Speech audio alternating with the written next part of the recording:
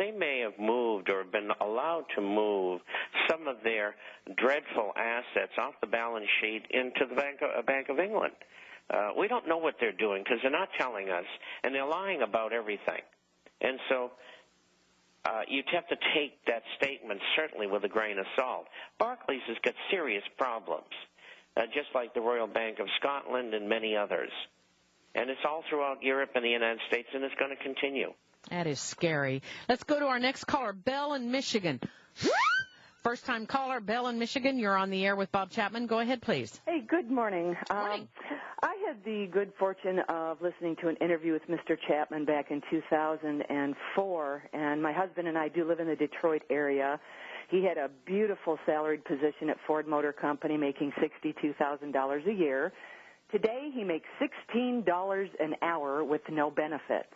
And because I heard that interview with Mr. Chapman back in 2004, and he was saying some things about the auto industry in Detroit that frankly shocked me to the core of my being, and I happened to feel in my guts that he was right.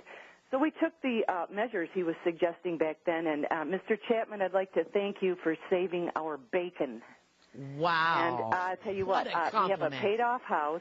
We don't have a large savings now, but we do have a paid-off house, and we can live on that $16 an hour if we have to, because we took his advice.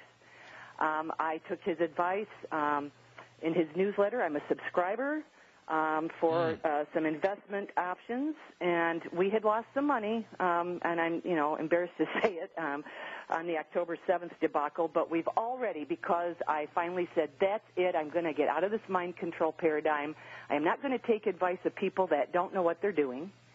And I took control of my own resources and my own money, and we've already made 50% of the money that we lost back. Folks, listen to this. Oh, my goodness. And I know we're going to make our money back and make money. Thank you so very much, Belle. That was worth taking up that time.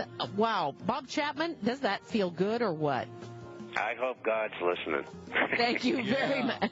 We'll be right back. We got a 3-minute break. Is this paying it forward or what? You tell me. Stay tuned. What a testimonial.